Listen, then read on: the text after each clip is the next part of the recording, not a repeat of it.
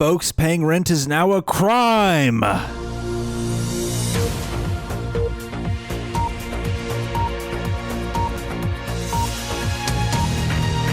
right, everybody. It is now a crime to pay rent. Welcome back to the Forbidden Land podcast. I am Dane.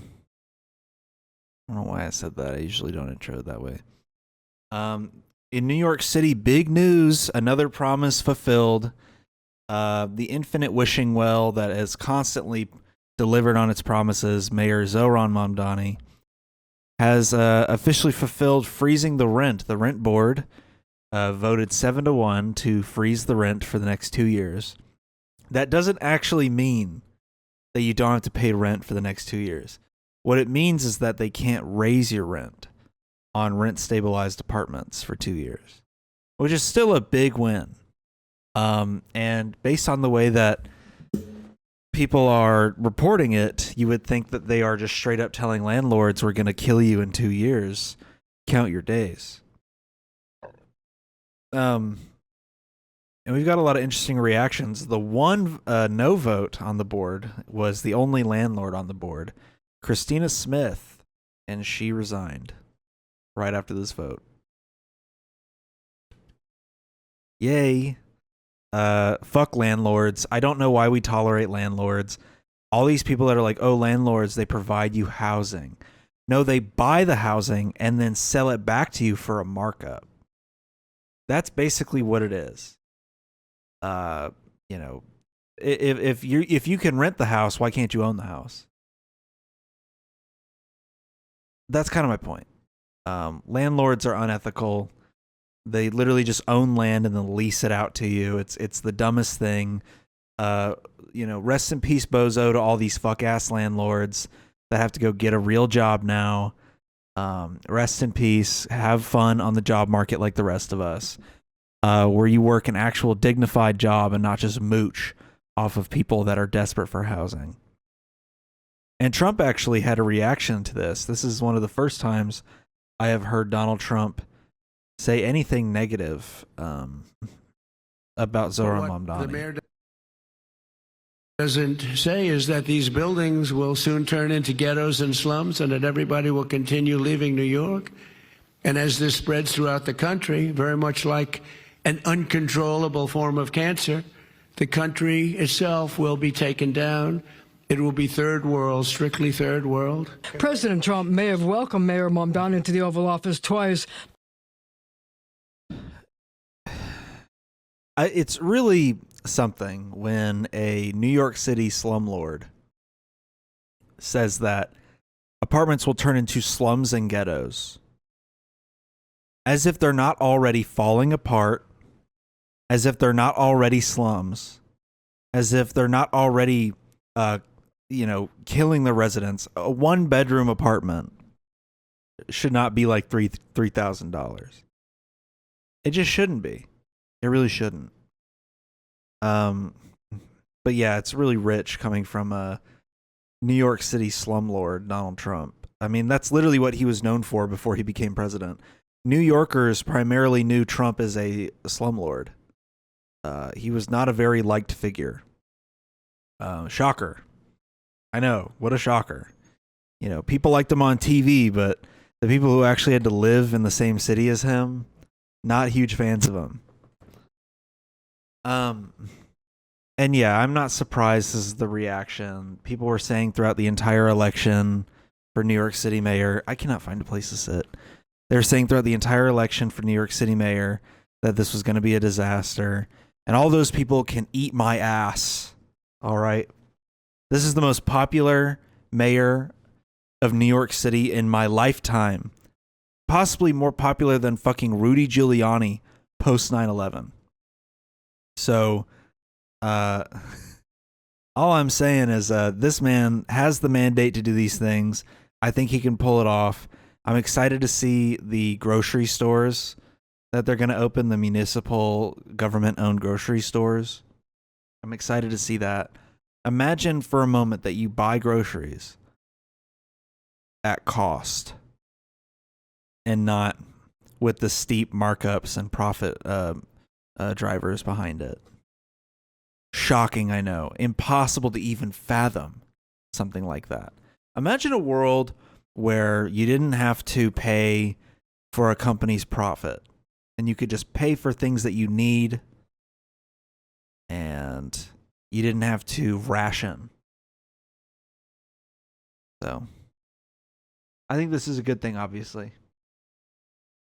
Here's a landlord sniveling, crying, pissing and shitting all over the floor in reaction to this news. I feel like I'm standing in a time capsule from the 70s. This is a one-bedroom apartment in the Bronx that rents for $811 a month. That's if the landlord were to actually put it up for rent. This is a rent-stabilized apartment, but look around. The landlord says there is so much work that has to be done here to bring it up to code that it doesn't make financial sense to rent it out. Now, why is this apartment in existence if it's not up to code? I want you to think about that. They just now froze the rent. What was stopping him from before bringing that apartment up to code?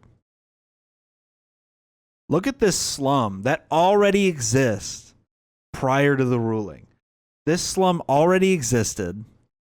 It's now been caught up by the New York City government because of the rent guidelines actually being, enforced. And look, this shit already existed before the ruling. This bum-ass apartment, dude.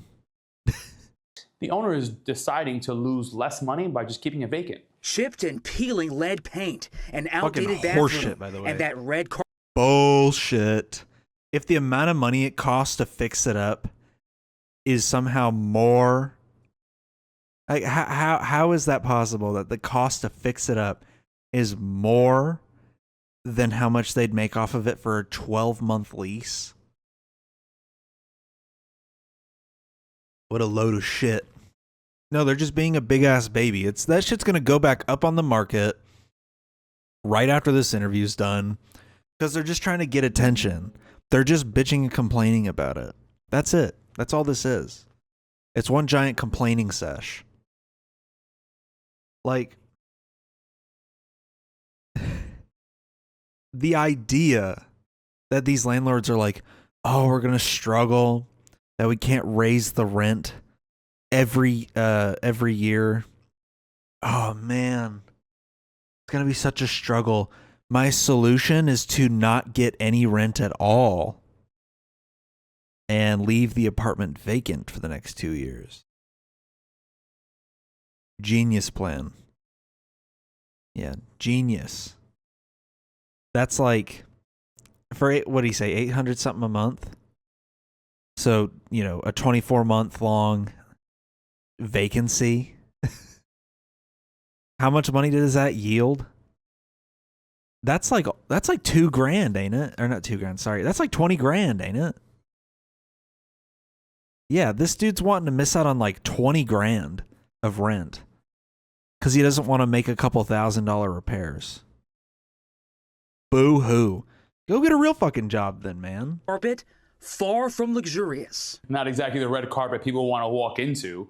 Kenny Burgos is the CEO of the New York Apartment Association and advocates on behalf of landlords who own rent-stabilized apartments. Advocates on behalf of landlords. That's where part of your rent is going, by the way, is to that association. That dude's not just doing that shit for free. Your landlord's collecting your rent payments, and then part of that is going to that fucker in the suit. This guy that's in this nice tailored ass suit, with the clean cut, the well groomed facial hair, all that. This clean cut suit wearing man runs an entire association funded by your rent money. Apartment Association and advocates on behalf of landlords who own rent-stabilized apartments, like this one in Mount Eden. It's been vacant since the last tenant moved out around 2021. Why is this apartment still vacant so many years later? Because the law today says that when the tenant moves out, Do vacancy bonuses being stripped away and these guys crying about it is so funny. Yeah, maybe it's because Mamdani doesn't want a bunch of empty ass buildings.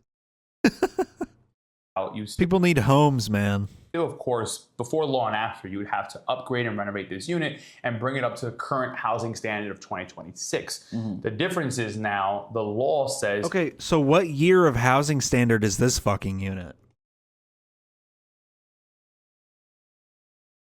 Why is this unit in such disarray?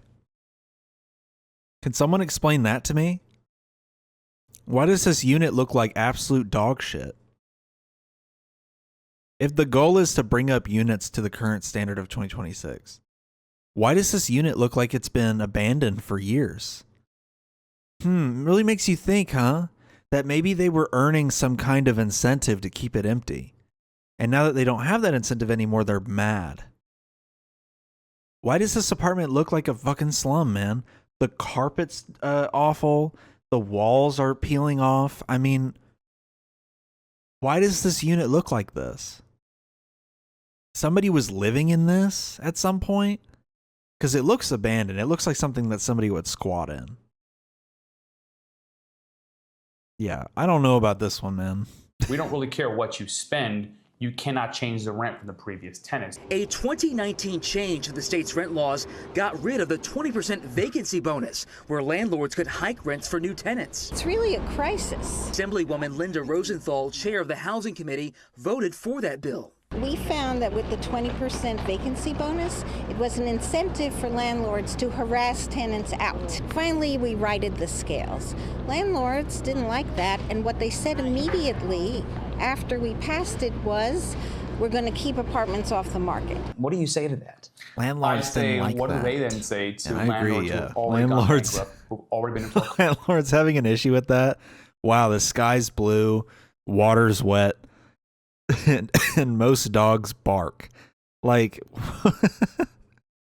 I love that, man. Yeah, of course the landlords didn't like it. That's why I keep saying that unit looking like an abandoned fucking slum that hasn't been lived in 20 years. I'm probably not wrong. Like, I'm probably not wrong. Why does that thing look so bad? It looks like awful. That's a unit that people live in. I mean, the apartment I'm living in right now, it's on the cheaper side, relatively speaking. It's a bit expensive, but I live in a certain area that, you know, it's bound to be this price. But it's relatively cheap considering all the other units we looked at. And yet it still looks great.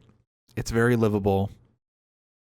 But I've seen other units that people have lived in for years that haven't been like renovated up to the current year. And they still look livable. Wow. They still look livable. They don't look like that. They don't look like that little rotting box that looks like there's dog fights in every month. Like, dude, what is that?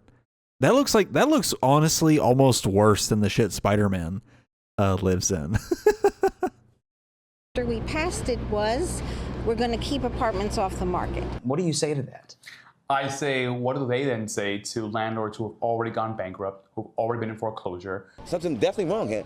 The tug of war between... And you know what? There should be a vacancy fee. Call me radical. There should be a vacancy fee that after a certain amount of months of an apartment being vacant, you get charged. I know. Wild concept. Somebody might say, oh, well, they took the apartment off the market. Put it back on. If you're going to take it off the market, it can't be an apartment anymore. You have to turn it into something else. Like, we're not dealing with this shit, man.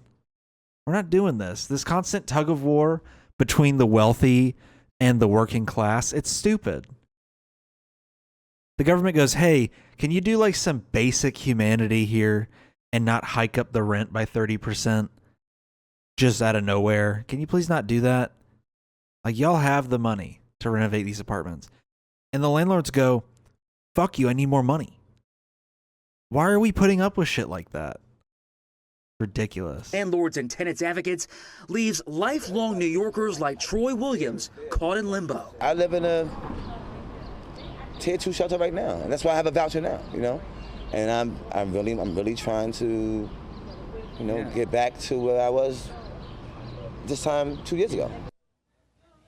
So just how many rent-stabilized apartments are sitting empty with low rents that need extensive repairs? Well, we actually just got an answer from the city's Department of Housing Preservation and Development. A survey found just under 2,500 units that have been vacant for a year or more, needing extensive repairs with rents below $1,000. Of course, these are units sitting empty when so many are desperate for an affordable place to live.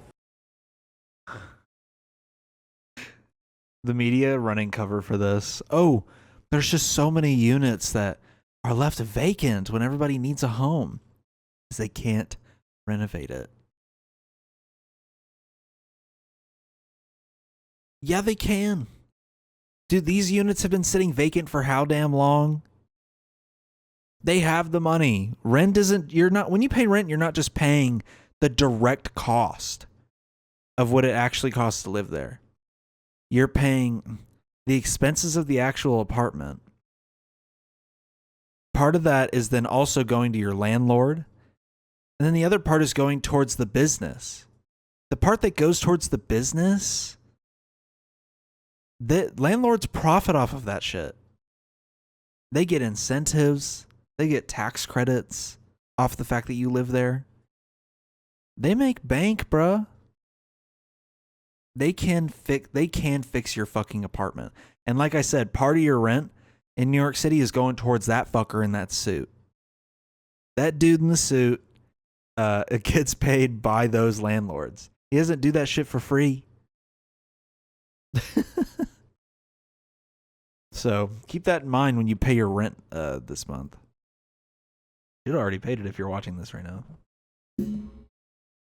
Somebody's late on rent. Pay your landlord.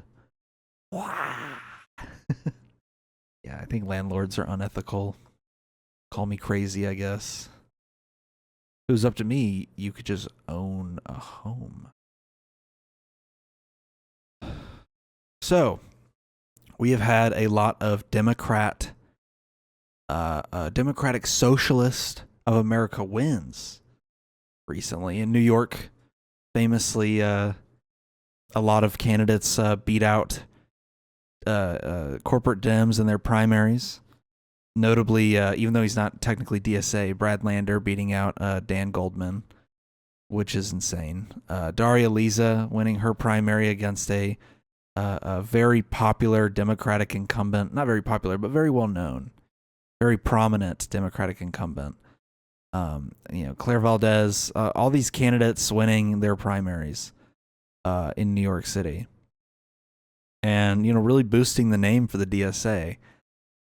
Now we have had another candidate, Malat Kuros, winning in Colorado District 1. She is another DSA-backed candidate, and she has officially won with 53% of the vote, and has primaried and defeated Diana DeGette, who is a 30-year congresswoman. 30 years. That's ridiculous, man. 30 years? Term limits where? Where are those term limits, brother? We need them. I'm sorry, you should not be allowed to be in Congress longer than if you're a House member, longer than 10 years is too much. 10 years is even pushing it, but 10 years, fine. That's what, 5 terms? Whatever. 8 years if you want to be a bit more, a bit more strict about it.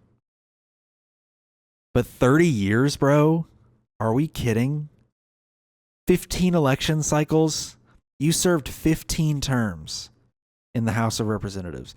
She said in like an interview, something like, my kids have never known a world where their mom wasn't a congresswoman. Yeah, that's really bad. Sorry, but that's really bad. I have indeed not known a world where she is not a congresswoman because I'm not 30 years old. I'm 24. So, dude, you should not be allowed to be in Congress for this long, is all I'm saying. But this has, sparked more discussion about the Democratic Party and how the leaders of the Democratic Party are like, oh no, We're going to have an actual left flank that's not just like the 4 or 5 person squad from 2018. We're going to have like, 30 DSA or DSA adjacent members of Congress who are all going to be, especially in the Senate, when Graham Plattner will probably win his election. And if Abdul al-Sayed wins his election, that's 2 socialist in policy senators right there. So yeah, the Dem establishment is going to have a lot to fight against, and they're scared. But the Republicans are also not super thrilled with this, because it means that somebody who will actually do their damn job will somebody who will actually do their damn job will be in Congress. If we were to lose the midterms, heaven forbid, these Democrats, y'all, impeachment's not even the big concern. They will turn every committee of Congress into an investigative body, and they'll go after the president's family, the cabinet, his donors and friends. Half of you in this room will be targeted. I run the protection program. I'll take care of you, okay? We're going to win. We're going to win the midterm, okay? All right? If we were to...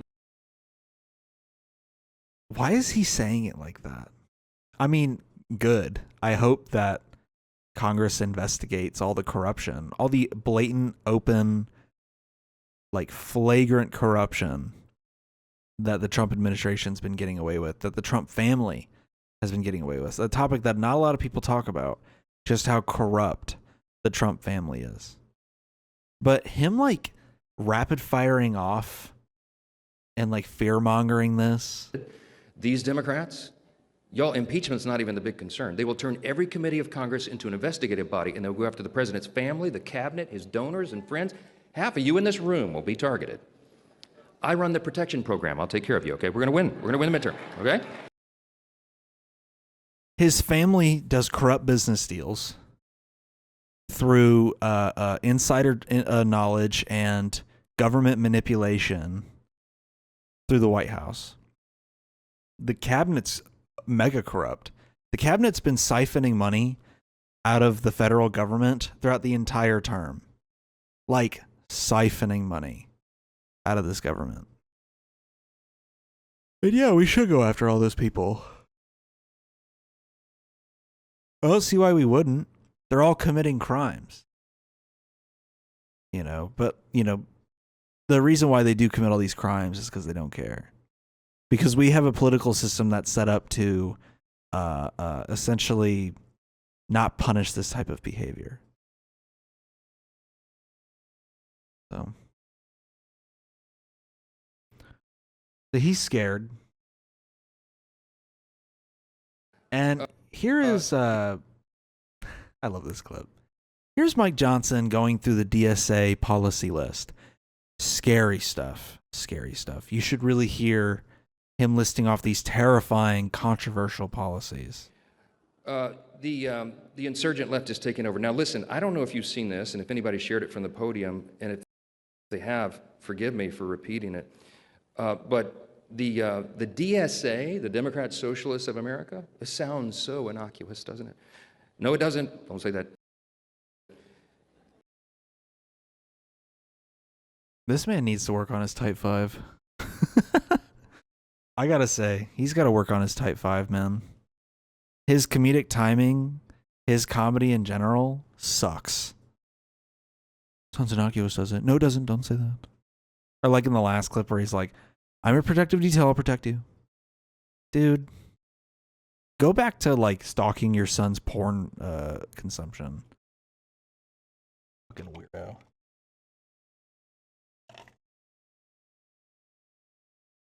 He's been getting up and speaking a lot recently, too. Very bizarre. I'm not used to the Speaker of the House, particularly Mike Johnson, coming out and speaking this much. I think it's just because he's scared about these election results and where the midterm is actually going. This is their platform. Listen, this is actually quotes from their platform that they published, I think, about a day or two ago. You can find this on the internet. Okay, here's just a sample of what they're about. They put this on paper. They're saying the quiet things out loud. Go ahead. Abolish the electoral college, replace the two-party system with a multi-party democracy. Whoa, controversial. You know why the Republicans love the Electoral College? Because they would lose all the time without it. Trump winning his second term by winning the popular vote, as well as the Electoral College, that's the first time that's happened since Bush's reelection in 2004. And before him, the last Republican to win the popular vote and the presidency was George H.W. Bush. So they're kind of scared. They've had 3 Republican popular vote wins since the late 80s. 3 since 88. Wow. That's why they're scared, because they've banked on the Electoral College for so long. And, you know, I'm still calling for an abolishment of the Electoral College, which shows how consistent I am, that even though Trump won the popular vote this time around, I'm still saying, let's ban the Electoral College. Yeah, would he have still won? Sure. He would have. But that doesn't matter. I'm thinking about all the future elections. I'm thinking about the consequences of all the past elections where the Democrat wins the popular vote but loses the Electoral College. Yeah. So scary. A multi-party democracy. Oh, scary. It's almost like we should have more options in this country and not just the 2. Expand the House of Representatives. Implement proportional representation. Yes. We should uncap the House. That's what that means. Uncapping the House just means you get more representation in Congress. Too many people are being represented by one person. You know, House representatives should represent a small constituency. You know, they should probably represent about, I think on the more conservative side, people have estimated about 50,000 people per rep. I'd say probably about 30,000 people per rep. I feel like that would lead to much more direct representation. And yeah, the House would be gigantic. It's almost like I'd rather have a functional government than have a visually pleasing amount of representatives. So. And ranked choice voting in all elections. Hell yeah. Establish public ownership of the largest corporations and essential industries to ensure democratic control and accountability to the people. I love that he says it like that. It's like, these all sound great. These sound like good things. Yeah, large corporations not being allowed to price gouge or abuse their workforce, all that stuff. Yeah, that sounds great, that we'd be holding large corporations accountable and then seizing them back for the people to control. The people should objectively have control over the manufacturing arms of our country. That's why I think government-owned, business in major industries should be the standard, because the people own it. You know, the people own the steel mill. The people own the factories. You know, they own all these companies that contribute to public necessity or the public good. And yeah, I think the people should have control over that. Abolish ICE and grant amnesty for all. Good. End sanctions on Cuba, Venezuela, and Iran. Free Palestine. Quote, for a free Palestine with Jerusalem as its capital. End all military and economic aid to Israel. Prosecute U.S. and Israeli leaders responsible for the genocide in Gaza. I don't think a whole lot in his base are going to disagree with that one. I think a lot in his base are going to probably agree with that one. So might have been a bit of a misfire to read that one off. Carceral state. Quote, redirect police and prison funding to public services as steps towards abolishing the carceral forces of the capitalist state. Y'all, it goes on and on and on. Defund the Department of War. Yep. Replace the president and the Supreme Court with an executive and judiciary chosen and subordinate to Congress. Almost like a parliamentary system. Kind of sounds like a parliamentary system. That could be kind of nice. I've been saying for a while that I prefer the parliamentary style of government over the American style that we have right now. Instead of directly electing a president, I would say it'd be better for the parliament to elect a prime minister. Because it feels more representative of the people, in my opinion. Because the presidential election just turns into one big pissing contest to see who can suck enough votes out of the people, who can suck up the most, basically. And I feel like a parliamentary system would get rid of that need to do something like that. You know what I mean? People would gain prominence in their parties based on their records. Shocker. Which they're hoping to take over. And the last one is abolish the Senate. Now, some of you may agree with that, but don't, just leave that one there. Okay. I mean, the Senate is objectively a bad system of representation. The Senate represents entire state populations. Too many people. And each state gets an equal amount of senators. That's a lot of underrepresentation in more populated states, and a lot of overrepresentation in the lowest populated states. The Senate is such a sham. It's like this old school compromising idea of like, hey, in addition to the people being represented by groups of people being represented by basically delegates who go to the House of Representatives to represent them, we should also have another chamber of Congress that is just two people from an entire state. So, 2 senators from Wyoming have the same voting power as 2 senators from Georgia. That's insane to me, So this week's big news is that the Supreme Court handed down multiple rulings. They're in a new term right now. The big one that we've been waiting on for months now is can the president undo a constitutional amendment with an executive order? And thank God the Supreme Court ruled no, he cannot. They ruled 6-3 with the 3 liberal justices and 3 conservative justices deciding to uphold birthright citizenship. However, one of those conservative justices did not sign on to the majority opinion for a really odd reason. So Samuel Alito, Neil Gorsuch, and Clarence Thomas dissented, but Kavanaugh wrote his own opinion where he made his ruling based on federal law and not constitutionality. Hey, buddy.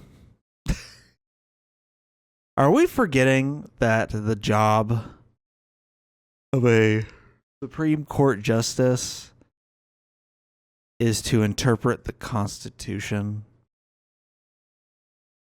Anyways, a win's a win. And Barrett and Roberts signed on to uphold birthright citizenship. Pretty good news. We've been waiting on this for a long time. The president did not fuck with this. They've already said they're going to try to pass a law congressionally to undo birthright citizenship. That is not how that works. That's like signing an executive order saying, I'm going to jail anyone that criticizes me. The Supreme Court comes out and says, you can't do that. The First Amendment exists for a reason. And he goes, well, we'll just pass a law. It's like, that's the same thing. The Constitution has to be changed to get rid of birthright citizenship. So if Trump will, whether Trump will begin the process of introducing a new amendment, I guess we'll see. But yeah, I don't see that happening. This is why I keep saying it's so weird how much Mike Johnson is holding these like little like press conferences, because he has a live reaction to the ruling. Here's his live reaction to the ruling Decision is children born in the United States. that the Supreme Court handed down. I think anybody who looks at this, oh dear. The decision is children born in the United States, parents unlawfully or temporarily present, are subject to the jurisdiction of the United States and are citizens at birth under the 14th Amendment Citizenship Clause. What's your reaction to that, Mr. Speaker? I need to read the opinion, okay? But I don't know what's so funny. This motherfucker's a constitutional lawyer. Like, what's so funny? The fact that the reporter was so eager to read it off? I mean, seriously, what's so funny about this? React to it. Why do you have to read the opinion? You know why it's unconstitutional to sign an executive order ruling birthright citizenship gone. Folks, I'm going to sign an executive order that gives me $1,000. That's right. I just signed it. I just signed an executive order. It gives me $1,000. That's quite literally what he did. Was I'm just going to sign an executive order that gets rid of birthright citizenship. Like, imagine if like Joe Biden had signed an executive order being like, we're gonna ban all guns. All guns are illegal now. That shit wouldn't hold. Honestly, the shadow docket would have probably ruled that was unconstitutional right away. Because they used to do the shadow docket back when Biden was president and all that. So, yeah, they used to do the shadow docket for shit that they didn't like from Joe Biden. Now they won't do it at all for Trump because they want to drag his shit out as long as possible. Give you like a little preview of what the country would look like under Trump's unconstitutional law. But yeah, what's so complicated? How do you not like already have thoughts on this? Obviously, you could say that's a textualist, originalist view. However, I do think that this has been grossly abused in recent years, okay? And that is the... So, if you're wondering what the opinion said, the opinion was essentially that the original framers of the amendment intended it to be used the way that it's being used. Where if you have a child on U.S. soil, they're automatically a citizen by birth. That's the ruling, is that the Supreme Court holds that the original framers of the amendment intended the amendment to be interpreted this way. And that's that. So,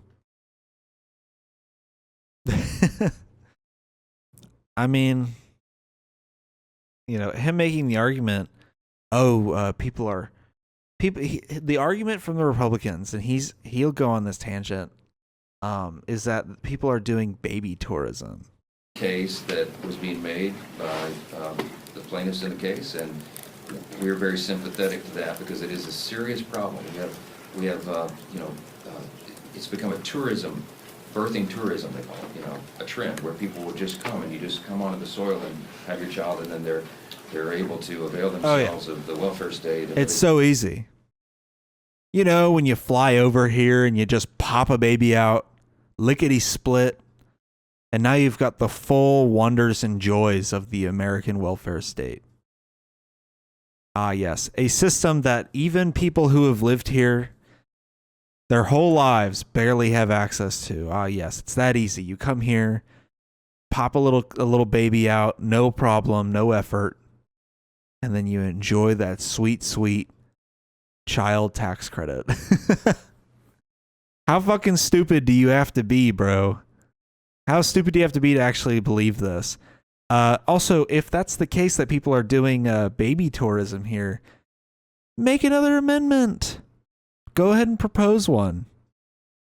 You can't just violate the Constitution whenever you want. But I think the notion is hilarious that a couple would travel to the United States, have a baby, pay the enormous medical cost that it costs in this country to have a baby, where it's not that expensive in other places, mind you. just to enjoy the possibility of being able to apply for like some form of subsidized Medicare or something like that. I don't know. Oh, our baby's going to have Social Security in 65 years. Really benefited off that one. Basically, highway robbery of the federal government at that point. The idea of baby tourism is just so whack. It's way more difficult than, you know, it's so difficult that it's not worth it. Like, it's just not worth it. The process you have to go through to have what used to be described as an anchor baby, it's way too complicated. It's unfeasible. So like the whole fear mongering around like these immigrants, they're coming to America, they're having a baby on U.S. soil to suck the welfare state dry. Sorry, but the welfare state is already so fucking like strict. Good luck to those people, I guess. Like, the people that already live here already can't get government benefits. They ain't getting them. Like, come on. But like, let's say there are couples coming to this country and popping babies out to get a green card or whatever the fuck he's suggesting. I don't care. If you want to come and willingly live in America, go on ahead. I don't care. If that's your plan, why do I give a fuck? It's not like they're coming here to do crime. You know, oh, we had a kid, time to go rob a store. Like, that's not happening. Sucking up the welfare state, that's also not happening. But let's say they can get government subsidies after having a child in the U.S. Okay. That's such a weaselly little fraction of our entire federal budget. I don't fucking care, man. This is the same dude in the last clip with the DSA that scoffed at the defunding the Department of War comment, which it doesn't say that, I bet. I bet it says Department of Defense. But he scoffed at that. And I'm like, that department should be defunded. It's a like almost $1 trillion military budget yearly. We don't need to be spending all that on war. You know, you want to talk about sucking the government dry. The Department of Defense is doing a good ass job of that. It has been for a long time.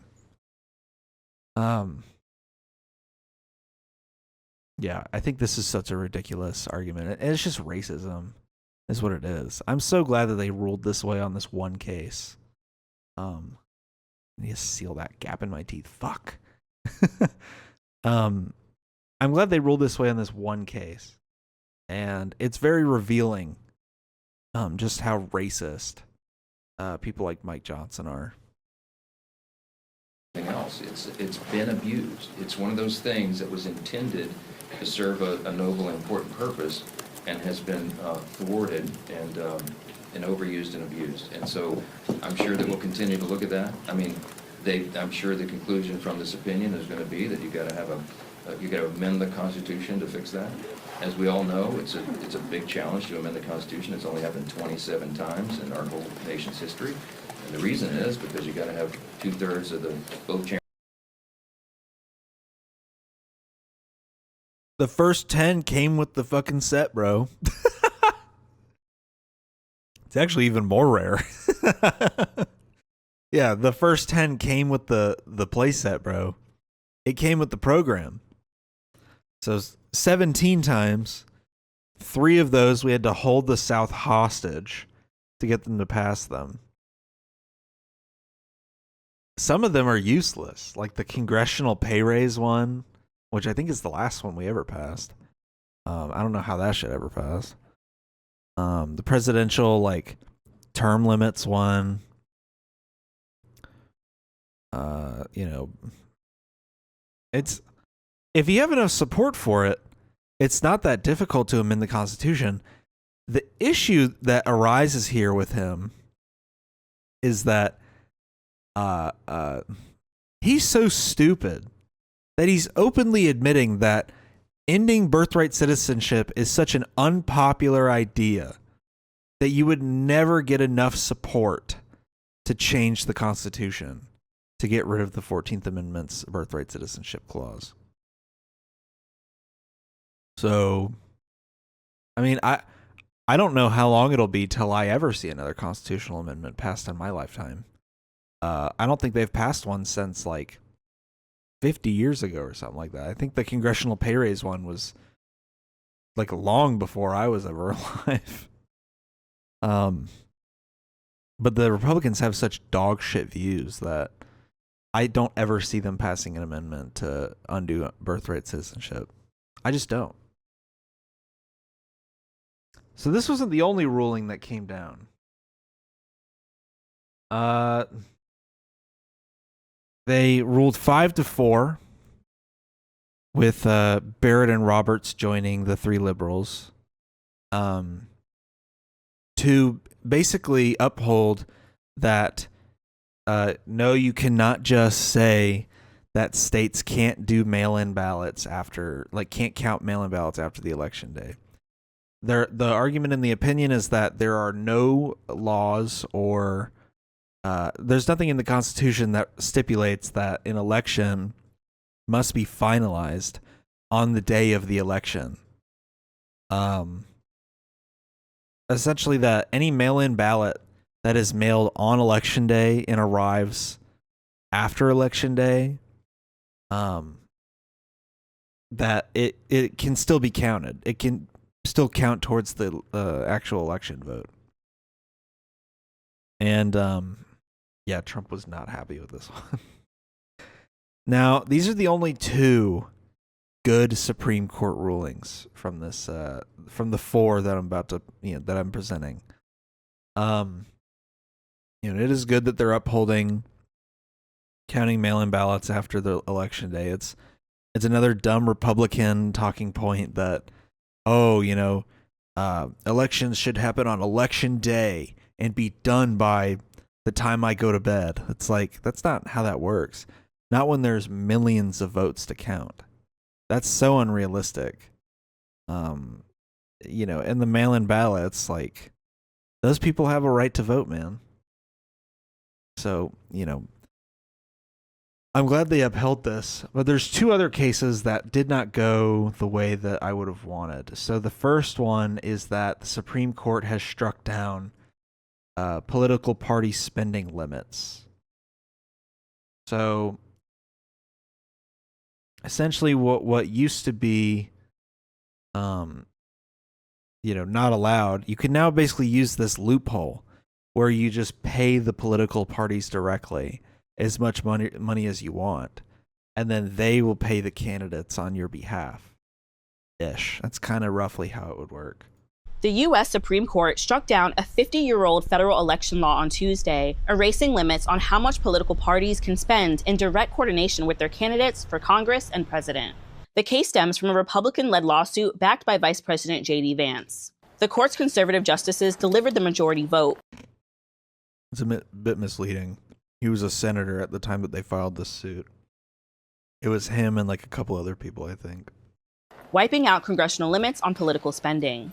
The limits on party spending were designed to stop megadonors from bypassing individual contribution caps by using political parties as a backdoor to fund specific candidates. The Supreme Court had previously upheld the limits in 2001, but the legal battle was reignited in 2022 when Republicans filed suit in Ohio. Democrats had fought to keep the law alive, though both sides openly admit these caps have crippled political parties in the modern era of unlimited outside spending. I think it's a bunch of bullshit. That's a bunch of crap. Oh, they can't spend infinite billions on the candidates. We should let them do that. It's silencing the rich people's voice. At a time when the ultra wealthy basically control our politics through PACs, and Citizens United has reaped horrific consequences for our electoral system, this was not the ruling we needed. I think it's a bit bizarre that they ruled this way. That you can essentially spend openly tons of money to essentially influence an election with just like no, like, there's just like no pushback now. Apparently, they made the ruling so quickly too because the Trump administration had just stopped enforcing. They just stopped enforcing the actual law. So they were like, "Oh, well, I guess we'll make a fucking decision then." And then the last one, and this one came on the same day as the Birthright one, as well as the political spending one.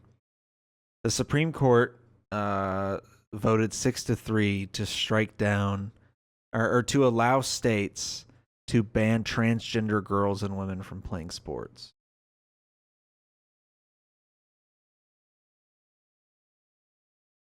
Citizenship. First, the High Court is letting the states bar transgender girls and women from playing on girls and women's sports teams. The 6-3 ruling upholds laws in West Virginia and Idaho and says those bans do not violate the Constitution or federal law. Advocates for the ban say they protect fairness in women's sports, while opponents call it a setback for transgender rights. Plus, the court also struck down federal limits on how much political parties can spend in coordination with candidates. The 6-3 decision sides with. I think that the transgender ban laws are actually a violation of the First Amendment. So I think that's very bizarre that they sided with the states on that one. I would argue that those laws violate those girls and women's right to their First Amendment. I don't know. I think it's bizarre to legislate a transgender sports ban. Why not just does it just straight up ban them from every competitive league? Like, even if the organization wants them to play, they can't because of this law. I think that's really dumb. And I feel like states and really legislators in general should stay out of the business of trans people. I think it's really gross how often trans people get targeted for shit that like they're not even doing anything. They're just living their life, and people shit all over them. They're like one of the most pummeled, marginalized communities in the country, and there's not even that many of them either. So it's just ridiculous. And for this ruling to come literally like right after Pride Month is over, it's just really shitty. I think it actually came on the last day. So yeah, I've been really upset by these rulings against transgender individuals, and it makes me a little fearful for the future of Obergefell. Because famously, Obergefell, the gay marriage case, it wasn't exactly codified under the Biden administration. I wanted it to be codified.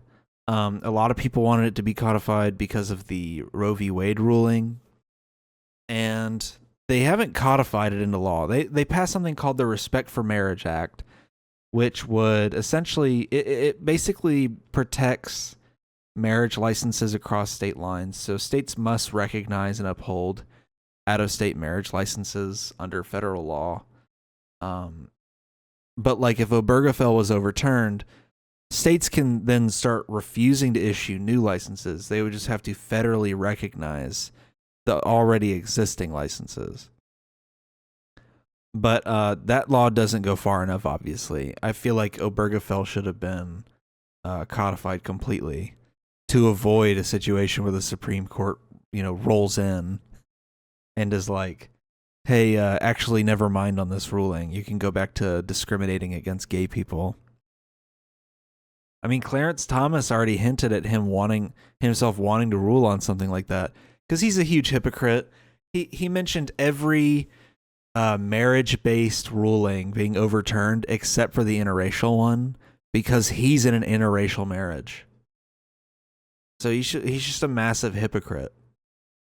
So I am fearful. It's been 11 years now of Obergefell being the standard, being the precedent. So I'm a little worried about if somebody goes to challenge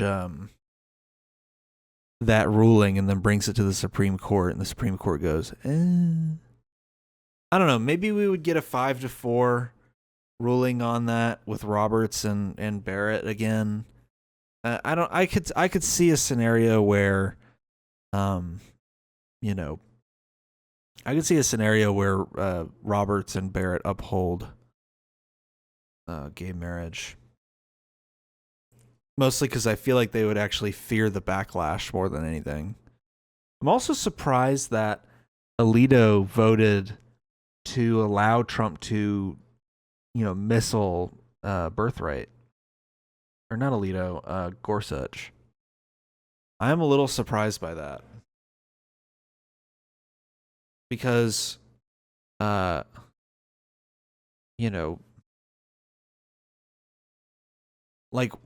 why would he be on board with that? Isn't he like the big Native Americans' rights guy?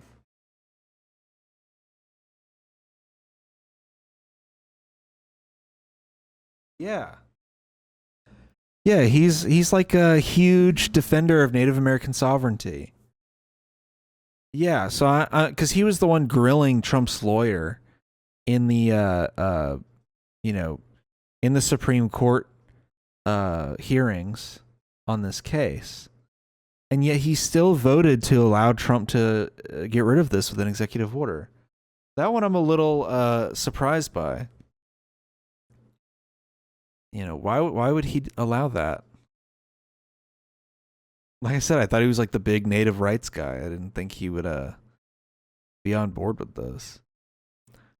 In other news, so let's talk about the election. Mike Collins, who is the Republican nominee for the for the Senate race.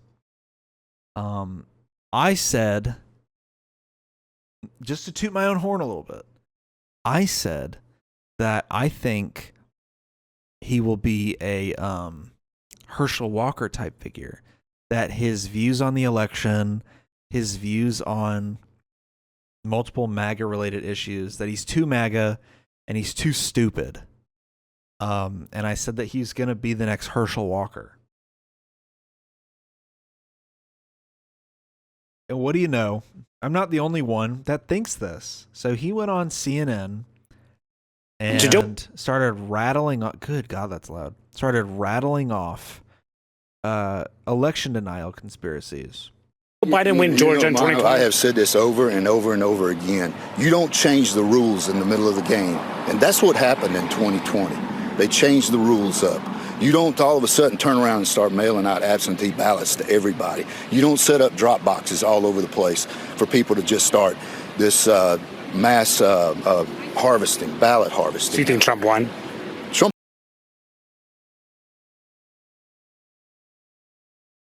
Ballot harvesting. I love it when these idiots say shit like that, because it's like, you think that they just tampered with that many ballots?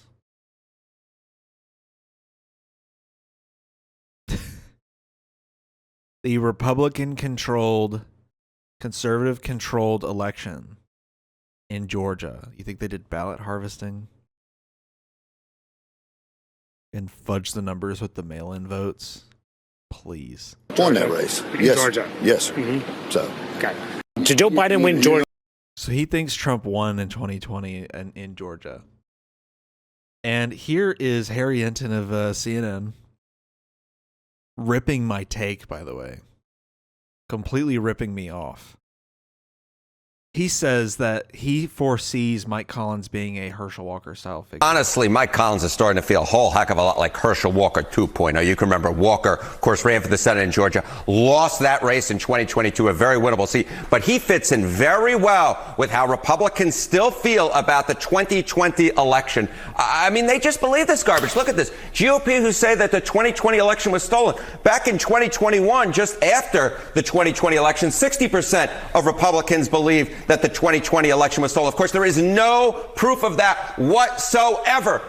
Come forward 5 years later. Again, there's no proof, but now 63% of Republicans believe that the 2020 election was stolen. So Mike Collins' comments to Manu Raju make a whole heck of a lot of sense when you put it in the larger polling picture, which is that most Republicans, despite all the evidence to the contrary, believe that the 2020 election was in fact stolen. Americans on the 2020 election, they say, not stolen, stolen. In 2021, about 3 and 5. You know what's funny is, like, Herschel Walker lost because he was a nutbag, and he was crazy, and he was also very MAGA. And in that midterm, MAGA was kind of the humiliation party. They were coming off the tail end of a historic loss, not even historic, just like a humiliating loss. And the insurrection and everything. And, you know, Brian Kemp won because he distanced himself from the MAGA movement. And Herschel Walker lost because he was so, one, dangerously stupid, like militarized stupidity. But also because he was too MAGA. And Mike Collins is that same level of weaponized stupidity, where he's just like dangerously dumb. And he's like ultra MAGA. And he's being investigated right now as well. And I mean, I just don't see how Mike Collins is going to pull this win off. I feel like we're going to, because, you know, MAGA's more unpopular than it's ever been. So I can't imagine. And like, especially with this midterm coming up, and how like clear it's looking that the Democrats are probably going to flood the midterms because of how unpopular the Trump administration is right now. I mean, it would take a real miracle for the Republicans to win the midterms. They'd have to pull like a Hail Mary, we're going to give everybody like $6,000 style bill. Like, it would take a lot. They'd have to bribe the American people to win these midterms. And even then that might not even work. So, I mean, it's going to be a huge uphill battle for Mike Collins, man. 59% say not stolen. Look at this now. We're talking about 2 and 3. If anything, that number has gone up a little bit. 64% of Americans say that the 2020 election was not stolen. Stolen 32, 31, about the same, about 3 in 10 Americans. So what you see is that the American people are in one camp, believing the results, rightfully believing the results of the 2020 election. And then you have Republicans all the way in another camp. It is a losing message. If Mike Collins thinks that Donald Trump is going to carry him over the finish line, then I have a brave new world that he needs to face, because that is a belief that, just simply put, is not on this planet. It is in some galaxy far, far away. Trump's net popularity in Georgia. Look at this. Among Republicans, hey, yeah, winning a Republican primary, you want to be backed by Donald Trump. Plus 64 points. Donald Trump. But that's abysmal. That's horrific, especially with how popular and how mobilized the Jon Ossoff voter base is right now. That's awful.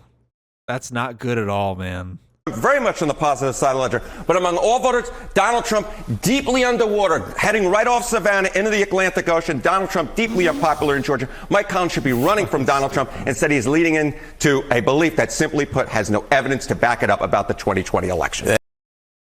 Yeah. Good luck to Mike Collins, I guess. That's just not gonna happen. He's really like shooting himself in the foot here. Because he's too associated with Trump, an already deeply unpopular figure. And he's still pushing 6-year-old 2020 election lies. I mean, fucking goddamn, dude.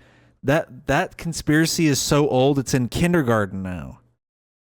Like, drop it. Fucking drop it already. He's the president now. Like, good Lord. This race.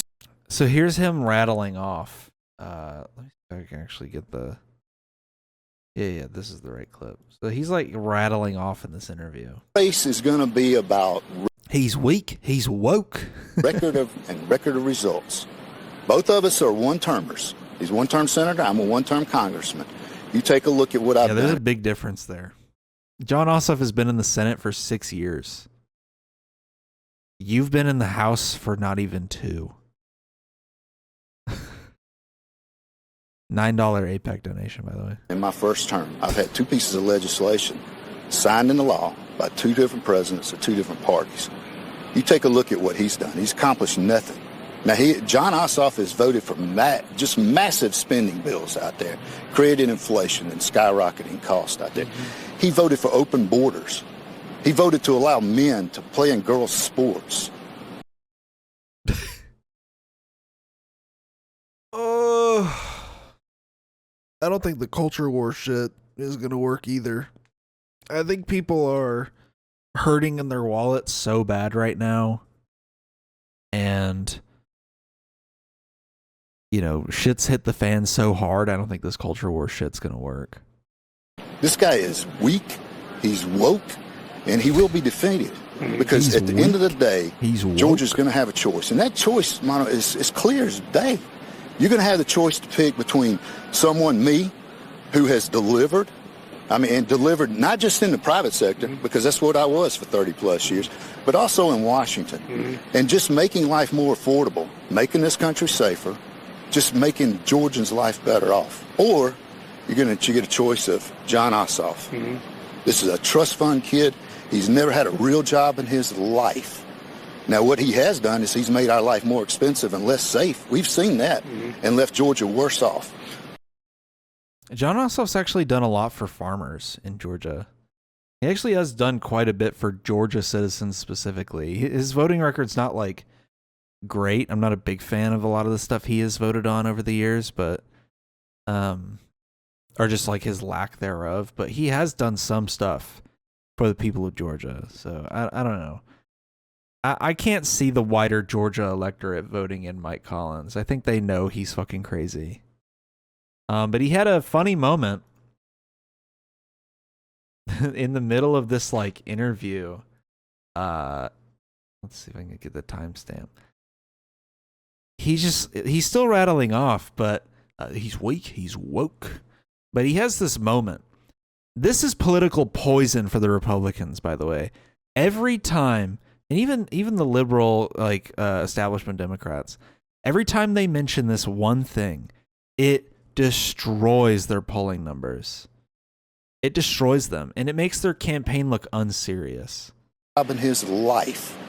Now, what he has done is he's made our life more expensive and less safe. We've seen that and left Georgia worse off. He said, the things that he has seized upon in particular, some of your past posts on social media and the like, a lot of them have gotten you into some hot water. Do you regret any of the things that you've said on social media? If I were Jon Ossoff, here's one. You're talking about somebody that voted against Israel twice. You're talking about... Ooh. Voted against Israel. Ooh. That's gonna win him some points in the polls. So why doesn't he condemn Hassan Picker out there for his anti-Semitic? He's an anti-Semite streamer, and he endorsed his campaign. I love that. Someone on his campaign told him that Hassan Piker endorses Jon Ossoff, which I don't think is true, by the way. And that Jon Ossoff needs to condemn him. A person that has never campaigned with Ossoff, who I don't even think has ever uttered a word about Hassan Piker. The fact that all these Republicans and all these corporate Dems are so lost in the weeds on someone like Hassan Piker is so funny. Are you really that desperate for an attack on the guy that you've got to bring up this random left-wing advocate that hasn't even come here to fight for Ossoff, and he won't, more than likely. He's more likely to come down here and talk to Ruah Roman than Ossoff. I think that's hilarious how much they bring him up in unrelated circumstances. The same guy that helped get those socialists elected last night in New York. So maybe John Ossoff should look in the mirror before he starts talking. But do you regret any of your past social media posts? You know what? I've always checked my social media posts as much as I could. But when things happened, I took care of that problem, just like any good business person would do. Will there be any... Fucking cope, dude. Copium out the ass.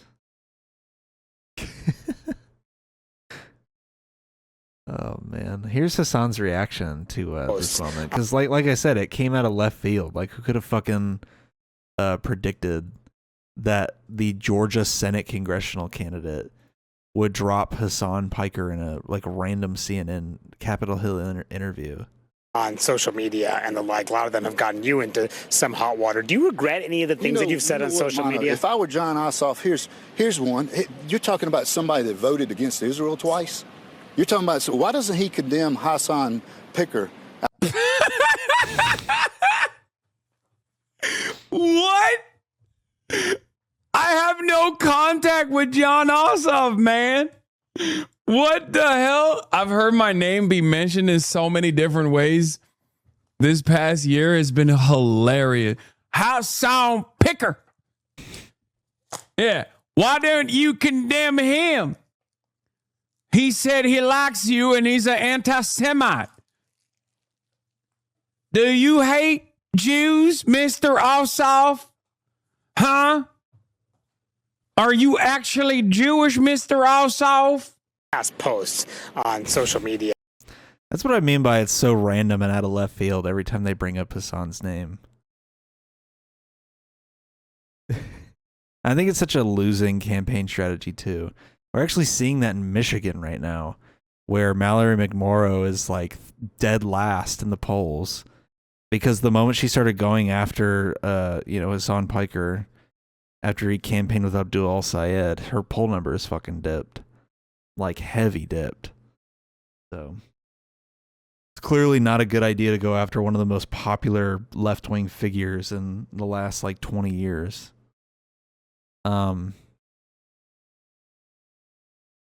Yeah. Oh yeah, man. Herschel Walker 2.0. I love that. I love that Harry Enton said that. He's just Herschel Walker 2. It's so true too. Like, it really is just Herschel Walker 2. All right, I got one last fun thing I wanted to talk about. So, I like the band Deftones. I made a tier list for them a little while back, and one of their most famous pieces of lore is that they have a lost, unreleased album that they scrapped in the late 2000s called Eros. They were working on it when their bassist was hit by a car and went into a coma, and so they shelved the album and never released it. And the only thing we ever had from it was a finished track called Smile that was released by Chino himself on the 1-year anniversary of their bassist passing away. And that's all we had. We also had some leaks, an instrumental that people labeled as Dallas, live performances of a song called Melanie. And that's all we pretty much knew about it. And 2 weeks ago, not even, I think it was a week ago actually, the whole thing leaked. The whole thing. The whole unfinished album leaked. We found out that Dallas and Smile are actually the same song, and that the instrumental is actually a different song on the album. But we have the entire album. I've listened to it. A lot of people have been saying it's disrespectful to listen to it. I don't think it is, man. I mean, no band wants their music leaked. But people have been waiting on this album for 18 years to drop in some way, shape, or form. I think it's okay if you want to listen to it. I don't think it's unethical. I'm not going to rank it on the tier list because it's not done. It's just unfinished. So I'm not going to rank it. I mean, some of the songs he's literally like babbling, just random gibberish. So yeah, definitely not going to rank it because it's not fair to rank that. Some of the songs do actually sound really good. Candy is probably my favorite one. Sable's pretty good. I gotta look at the actual track list. I can't remember.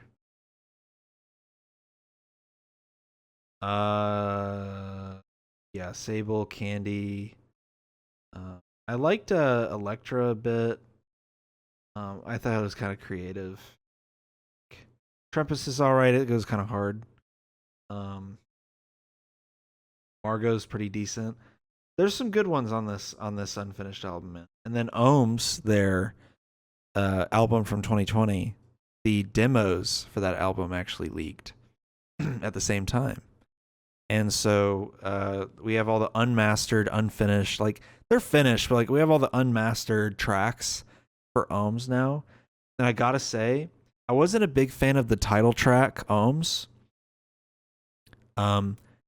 And then I listened to the demo, and that's now the definitive version of that song that I listened to, and I actually love that song now. Because the song is like a minute and a half longer, has a whole extra like verse in it, has a whole extra chorus in it. And it sounds a lot more raw. I just really like that version of the song, honestly. So yeah. Good luck finding it. Good luck finding that stuff because it's been wiped. I mean, even the official like re-upload of Smile from way back when the guy like put lyrics on it and everything, even that's been nuked off of YouTube because it's technically a leaked song. It's not, but it technically is. It was just left alone for so long because it was technically released. But because it's now in the copyright system for Eros, it got nuked. So now nobody can find Smile anymore. It's like become lost media to people that don't know how to find music like that. So good luck finding it. I'm sure if you go on TikTok, you'll probably be able to find it in like a comment section somewhere. So anyway, yeah, I just wanted to talk about that for a minute because I like that band and I like talking about music. It's nice to talk about something that's not political for at least a couple fucking minutes. But yeah, so if you want to support this podcast, you go to patreon.com/forbiddenlandpod. If you want to get the audio only versions of this podcast, you can go to Apple Podcasts, Amazon Music, I guess, YouTube Music, and your Samsung smart fridge. All right, thanks for watching. Thanks for listening. I'll be back next week with some heat. I'm just kidding. I have no idea because I can't predict the future. All right, peace.